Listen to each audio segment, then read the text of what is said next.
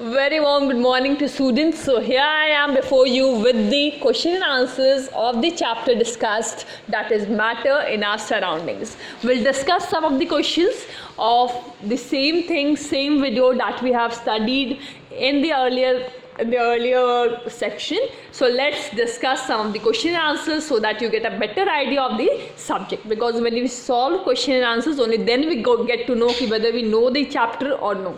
Okay, so let's start the question and answers. तो start करें, हम स्टार्ट करते हैं. First question that is here before you. कुछ क्वेश्चंस आपको स्लाइड के फॉर्म में भी मैंने बना दिया है, तो साथ साथ में I will read it also और मैं आपके सामने उसको प्रेजेंट भी करूँगी, तो it will become little easy for you. ठीक है, let's start. So the first question that is here before you is movement of particles depend upon. Okay, movement of particles depend upon. तो आपके पास चार options आपको दिख रहे हैं. First is nature of matter, second is physical forces operating between them, third is kinetic energy of the particles, and the fourth is all of these. At this point students, you can see the question, you can pause the video and you can try to answer it yourself. आप खुद से try करो इसको answer करने के, and after that आप जब आगे चलेंगे तो उसके आंसर को आप डिस्कवर करोगे. तो इस पॉइंट पे मैं बोलूँगी आप पॉज करो, and before knowing the answer just pause the video, try to solve it yourself and then will move forward. Okay, so student, जब हम मूवमेंट ऑफ पार्टिकल्स का बात करते हैं कि मूवमेंट जो हो रहा है पार्टिकल्स का कितना ज़्यादा या कितना कम करेगा, वो किस पे डिपेंड करता है. तो हमें पता है कि सबसे पहले इस पर डिपेंड करेगा कि वो पार्टिकल कैसा है. दो लिक्विड सब्सटेंस हो सकते हैं लेकिन दोनों का मूवमेंट अलग अलग हो सकता है. जैसे मैं हनी गिराऊं और वाटर गिराऊं, दोनों का मूवमेंट ऑफ पार्टिकल अलग अलग हो सकता है, राइट.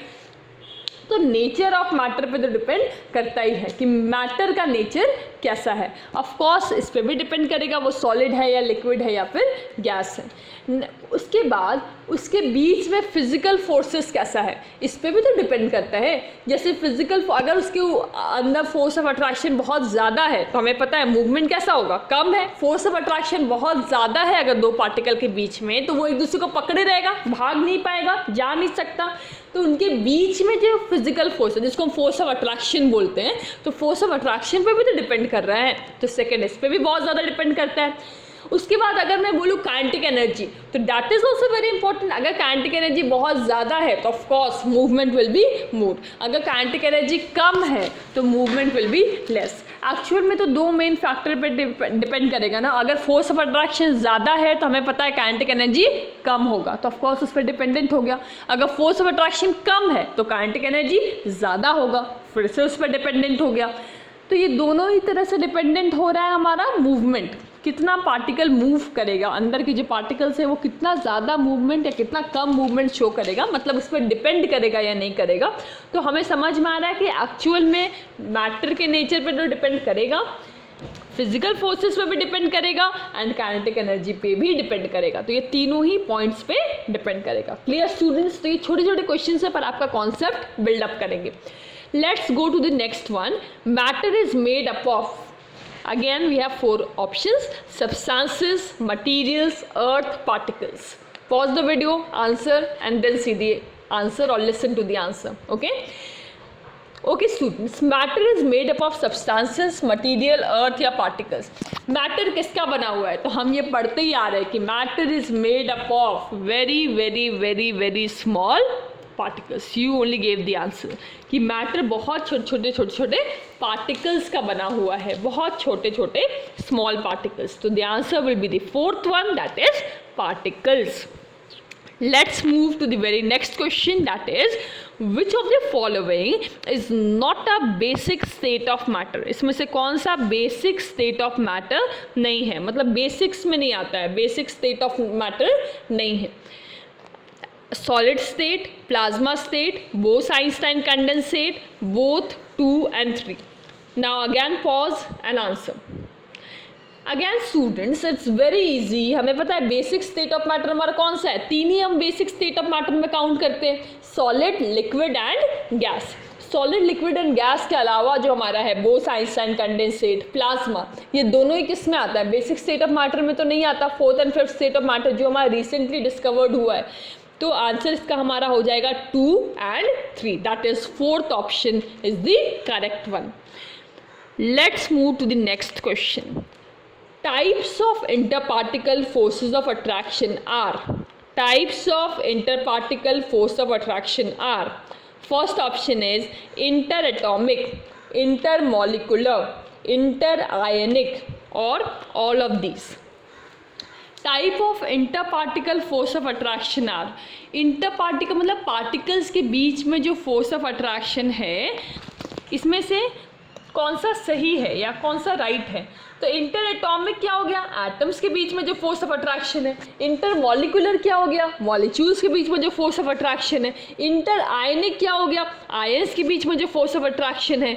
तो सिंपली जब हम inter particle force of attraction की बात कर रहे हैं तो इसमें सब कुछ आ जाएगा. चाहे एटम्स के बीच की बात करें, मॉलिक्यूल्स के बीच की बात करें, आयंस की बात, क्योंकि अगर वो सब्सटेंस आयन है एन है ना NO3 माइनस, तो हम आयंस के बीच के ही inter particle force of attraction की बात करेंगे ना.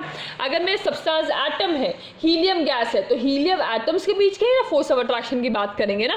अगर मेरा सब्सटेंस मॉलिक्यूल है तो ऑफ कोर्स मॉलिक्यूल्स के बीच के ही फोर्स ऑफ अट्रैक्शन की बात करेंगे ना.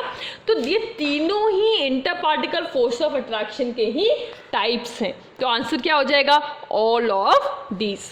Okay students, let's move to the very next question, that is the fifth question. Which of the following statement are correct regarding gaseous state? इसमें से कौन सा सही है gaseous state के बारे में. तो first option is minimum interparticle force of attraction. Second is maximum interparticle space. Third is fixed shape and fixed volume. And fourth is both 1 and 2. Again pause and try to answer कि which of the following statements is correct. Gaseous state के बारे में इसमें से कौन सा statement correct है. पहला minimum inter particle force of attraction, force of attraction उनके बीच में मिनिमम होगा. सेकेंड, इंटर पार्टिकल जो स्पेस होगा, उन दो पार्टिकल्स के बीच का जो स्पेस होगा वो बहुत ज़्यादा होगा, मैक्सिमम होता है तीनों में. And fix shape and fixed volume, और शेप और वॉल्यूम जो है वो फिक्स होगा. और फोर्थ इज बोथ 1 and 2. तो आपको क्या लग रहा है स्टूडेंट्स, कौन सा होना चाहिए.